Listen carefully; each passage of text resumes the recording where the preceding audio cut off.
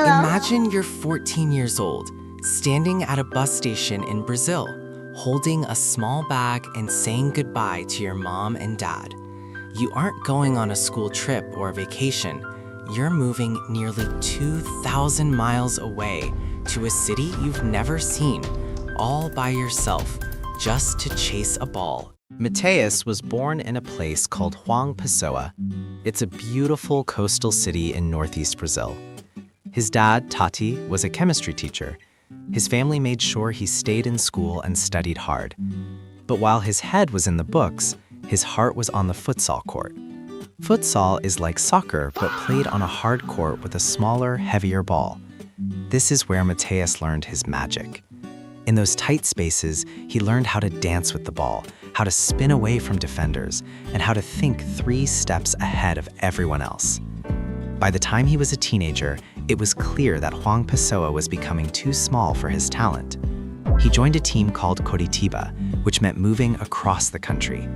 He spent his teen years living in dorms, missing his mom's cooking, and practicing until his legs burned. At 18, most players are just hoping to make the bench for their local team. But Matheus got a phone call that changed everything. A team from Switzerland called FC Sion wanted him. Think about that.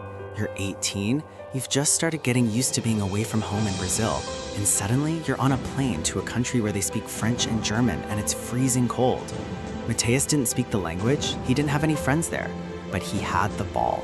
In his first professional season in Switzerland, he showed the world he belonged. He played 29 games and scored 10 goals, while also helping his teammates with 8 assists. He was a teenager playing against grown men in the snow, and he was winning. His big break came when RB Leipzig, a huge team in Germany, noticed him. They paid about $15 million for him in 2018. This was the big time, the Bundesliga. But this is also where the road got bumpy. In Germany, the football is fast and very tactical. Matheus wasn't always a starter. He had to learn that talent isn't enough. You have to work harder than everyone else. Even when he wasn't playing every minute, he produced one of the most famous goals in history. In a game against Bayer Leverkusen, he performed a perfect 360-degree pirouette spin, a move straight out of a video game, and chipped a ball over the goalkeeper. That goal was so beautiful, it was nominated for the Puskas Award, which is the trophy for the best goal scored in the entire world that year. Even with that magic, things weren't perfect. He moved to Hertha Berlin because he wanted to play more. He did great there, scoring 13 goals and getting 10 assists in 40 games. He was becoming a star. He even helped Brazil win the gold medal at the Tokyo Olympics, scoring a massive goal in the final against Spain. Life looked great. But then he made a move to Atletico Madrid in Spain, and things got really tough.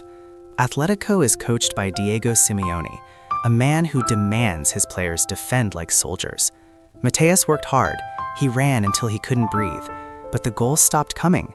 In 54 games for Atletico, he only managed to score 7 times. The fans started to whisper. The media started to call him a flop.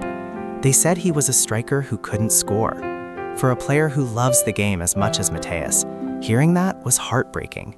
He lost his spot in the Brazil national team right before the 2022 World Cup. He sat at home and watched his friends play on TV while he was stuck on the bench in Madrid. He felt like he had hit a wall.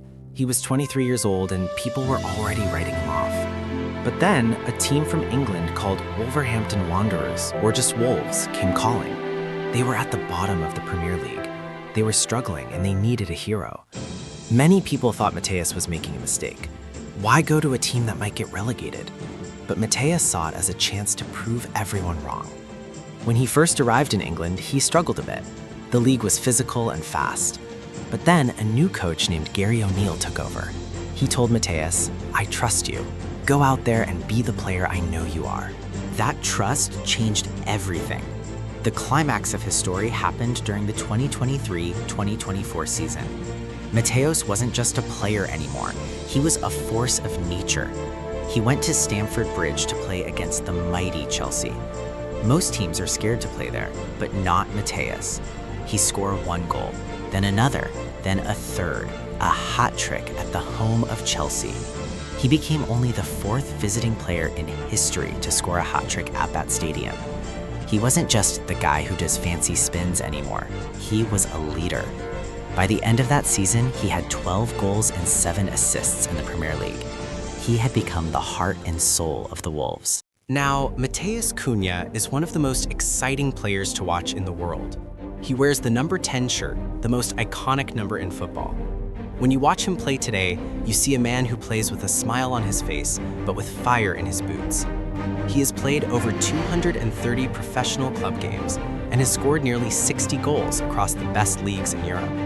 But his value isn't just in the numbers. It's in the way he drives the ball forward, the way he never gives up on a tackle, and the way he treats the fans at the stadium.